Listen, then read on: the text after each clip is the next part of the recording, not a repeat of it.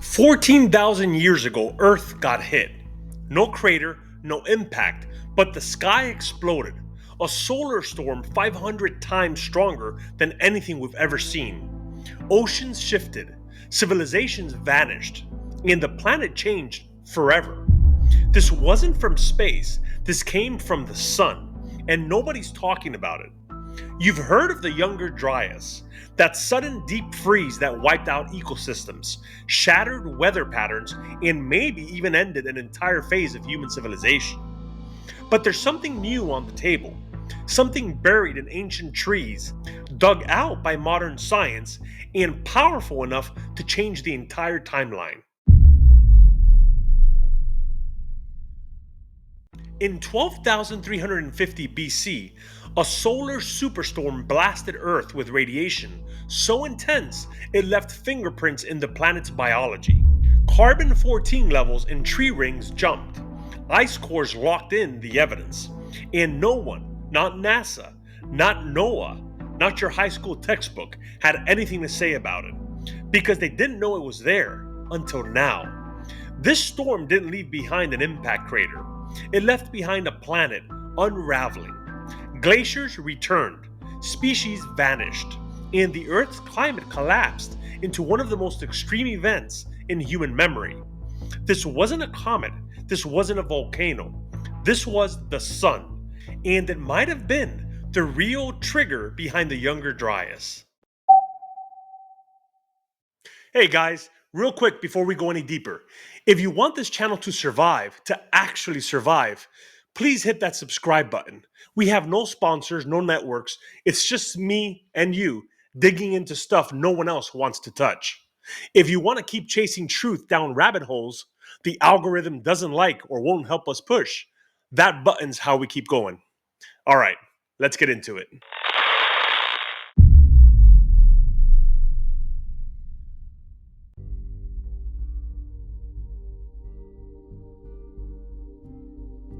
We've all been taught that climate change happens slowly, that it creeps in over centuries, that nature takes its time.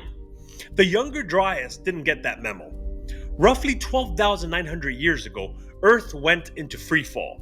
In a span of just decades, maybe even years, global temperatures crashed, not dipped, not cooled, collapsed. The northern hemisphere was hit the hardest. Glaciers surged back across North America and Europe after thousands of years of melting. Ocean currents, like the Atlantic Meridional overturning circulation, basically the planet's internal heating system, were disrupted, and ecosystems obliterated. Across the globe, megafauna vanished, gone. The woolly mammoth, saber-toothed cats, giant ground sloths, short-faced bears, extinct almost overnight. But it wasn't just the animals. Human cultures collapsed too. In North America, the Clovis people, one of the most advanced tool-making societies of the time, disappeared from the archaeological record like someone pulled the plug. Sites were abandoned. Food sources vanished. Migration patterns shifted radically, like populations were running from something they couldn't describe. And here's the strangest part. It didn't fit any known pattern. This wasn't a slow march into an ice age. It was a whiplash event, a sharp, brutal reversal right at the moment Earth seemed to be stabilizing after the last glacial maximum. In climatology, that kind of shift isn't just rare, it's unacceptable. Because it means the system isn't just sensitive, it's triggerable. It means something happened, something big enough to override the natural rhythm of planetary recovery. Something fast, something global. And now, thanks to that solar storm fingerprint we just found in the trees, there's a new suspect on the table.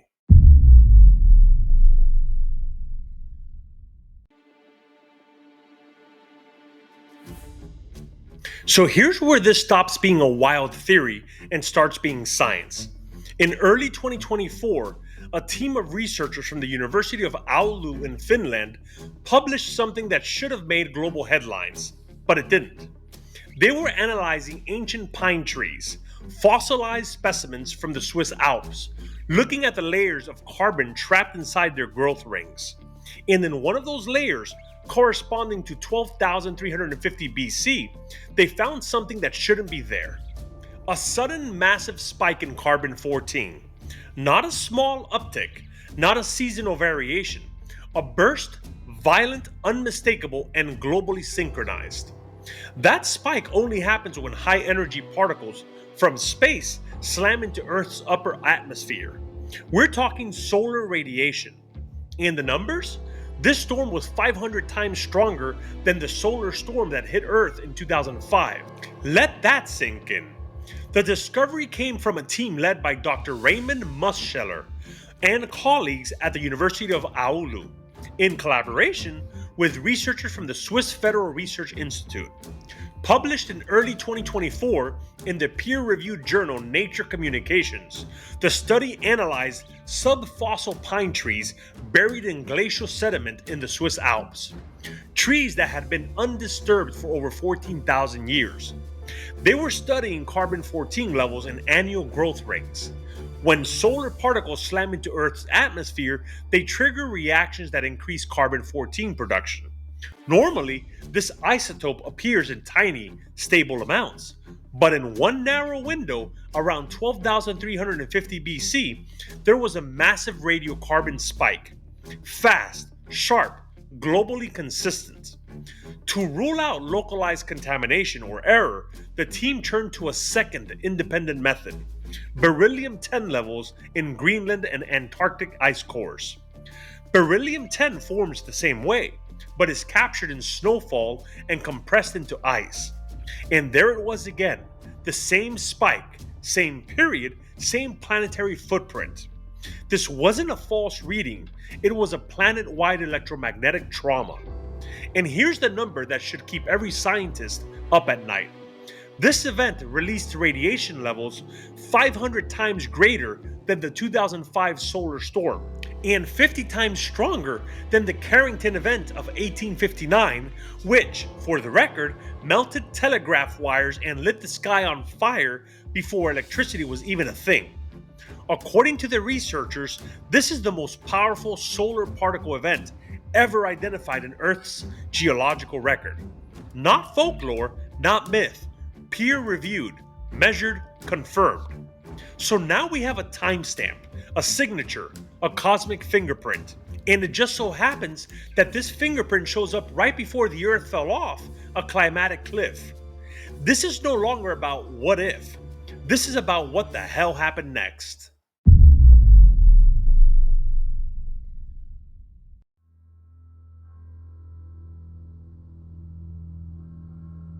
Alright, so let's say it wasn't a comet. Let's say we've been looking for the wrong kind of scar. What if the Younger Dryas didn't begin with an object smashing into the Earth, but with the Sun losing control? That 12,350 BC solar storm we talked about earlier, the one buried in tree rings and ice cores, it didn't leave behind a crater. It didn't vaporize dinosaurs. But it may have broken the planet anyway. Because a solar superstorm, especially one hundreds of times stronger than anything we've ever recorded, can do things no impact can. Start with the atmosphere. A solar particle event that intense tears through the upper atmosphere like a shotgun blast. It strips away the ozone layer, opening the floodgates to deadly ultraviolet radiation. Crops fail, skin cancers spike, entire ecosystems unravel from the top down. And that's just the beginning. Radiation doesn't just stop at the clouds, it changes chemistry. It alters stratospheric circulation. It can knock weather systems off balance and disrupt oceanic heat transport, including the critical Atlantic current that keeps Europe from turning into a snowball. In other words, climate chaos. Then there's fire. A superstorm doesn't need to crash into the planet to set it on fire. It can ignite dry vegetation via secondary effects, indirect electrical discharge, localized heating, or even magnetic disruption of the ionosphere. And if that happens during a period of global instability, you don't get a wildfire, you get a planetary combustion event. We've found soot layers in Younger Dryas strata, layers thick with char. The planet burned, but there's no matching crater. Until now, we blame the skyrock that never showed up. But what if the burn didn't come from a crash? What if it came from a flare? And here's the punchline: all of this, every single symptom of the Younger Dryas, can't happen without a single piece of rock ever touching Earth. No crater, no ejecta, no impact zone. Just the sun, angry, unstable, and unfiltered, hitting the planet with a dose of cosmic violence we weren't built to survive.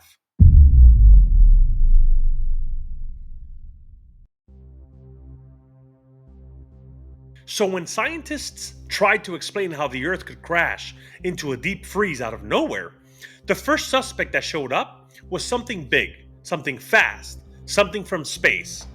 Enter the Younger Dryas impact hypothesis. The idea? Somewhere around 12,800 years ago, a comet or meteor, maybe even a whole cluster of them, slammed into Earth.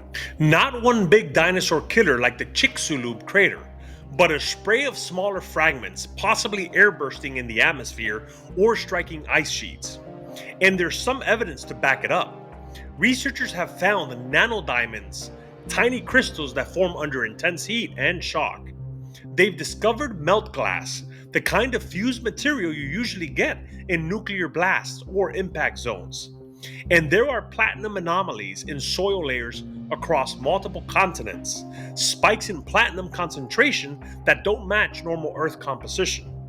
In 2007, this theory exploded into public awareness.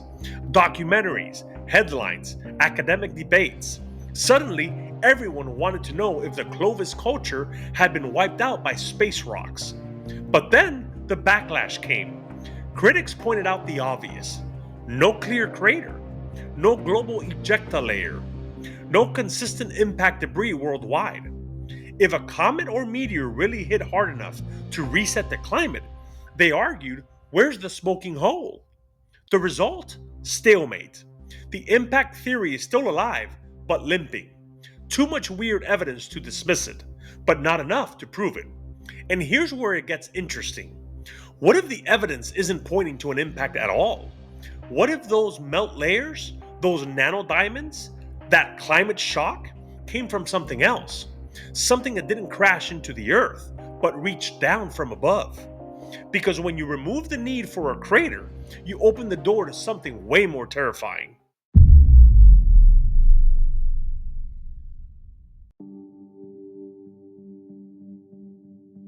Let's shift gears, not into speculation, into pattern recognition.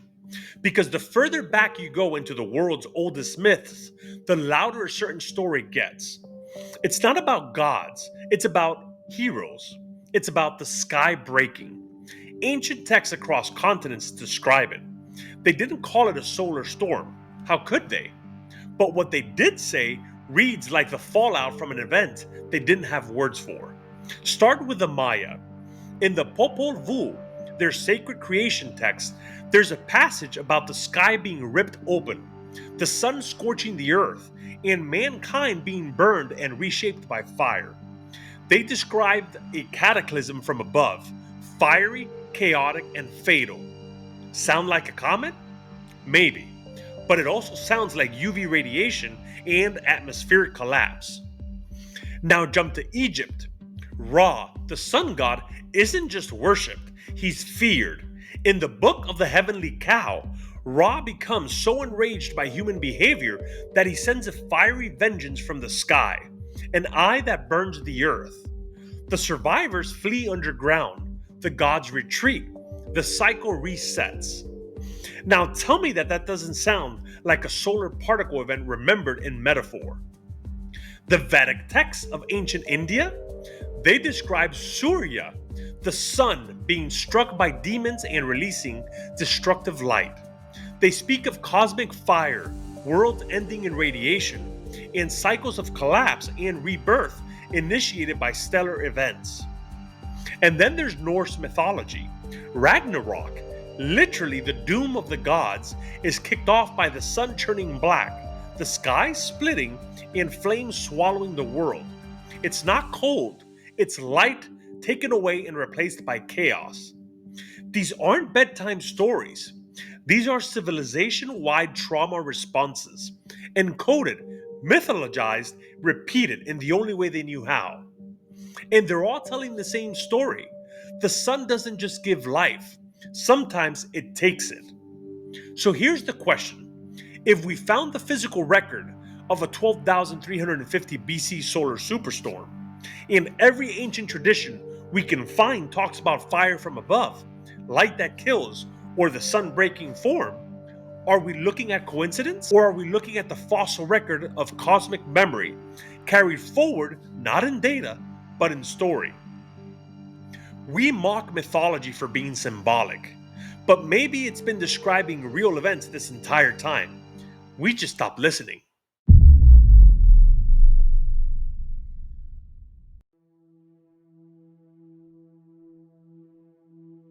So let's stop talking about the past. Let's talk about what happens when this happens again. Because here's the thing: solar storms don't just belong to ancient tree rings and mythology. They're not rare, they're just dormant. The sun is a variable star, and every 11 years it goes through a solar maximum, a period of heightened magnetic activity. We've got another one hitting right now, peaking through 2025. And we've already started seeing the uptick: X class flares, geomagnetic storms, auroras creeping south. But if a storm like the one from 12,350 BC hit us now, we wouldn't write a myth about it. We wouldn't survive long enough to. Here's the list: simple, brutal, short.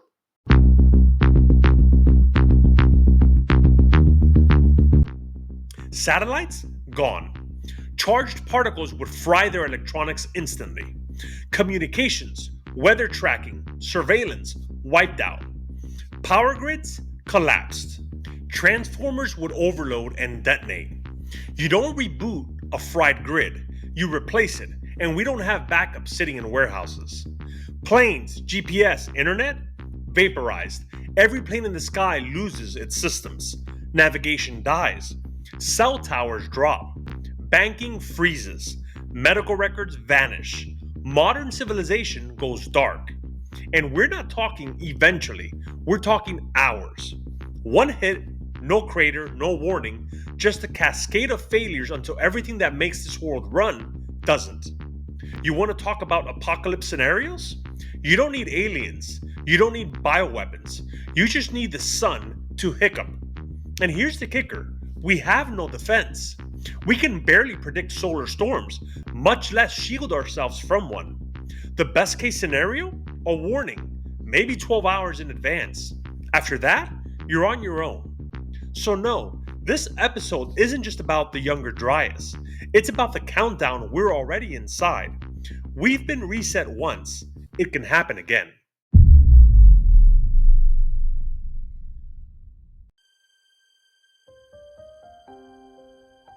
We've spent decades digging for a crater: comets, impacts, airbursts, all looking for the thing that hit us.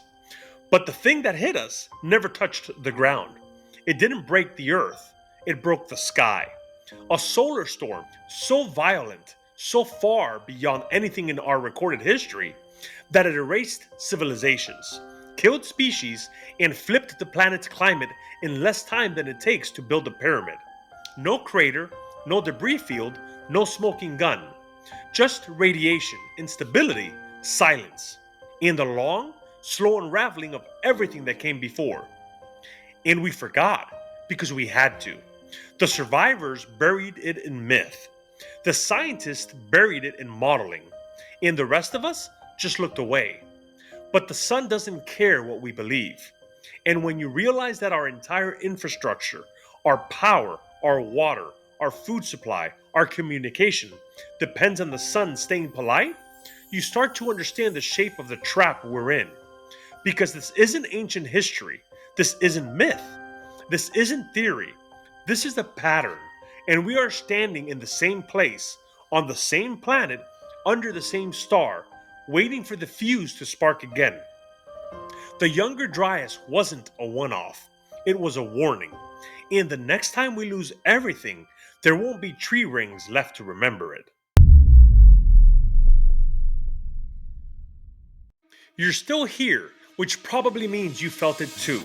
That crack in the story, that gut level sense that maybe we've misunderstood the sun all along. I'm Ralph. Wendell sat this one out. He's still trying to process what this means for barbecue season. And this has been Divergent Files. If this episode hit you sideways, if you learned something, or if it made your chest tighten just a little, then do the one thing that keeps this going. Hit subscribe, because we have no brands, no sponsors, no safety net. Just us digging every week. If you want to go deeper into extended cuts, early releases, or topics we can't even say out loud here, join the crew over at patreon.com/divergentfiles. It's $3 a month, cheaper than a bad cup of gas station coffee, and it keeps the lights on. And yeah, we're off platform now too. Divergent Files Project Podcast is live wherever you listen. No filters, no censors, just the stuff YouTube probably doesn't want you thinking about. And listen, this isn't just a channel, it's a search party. If there's a topic that's been scratching at the back of your mind, drop it in the comments. I read every single one, and your idea might be the next story we tear open. The world isn't what we were told, and the universe, it's not just watching, it remembers. Until next time, stay curious, stay sharp, and remember you are truly appreciated.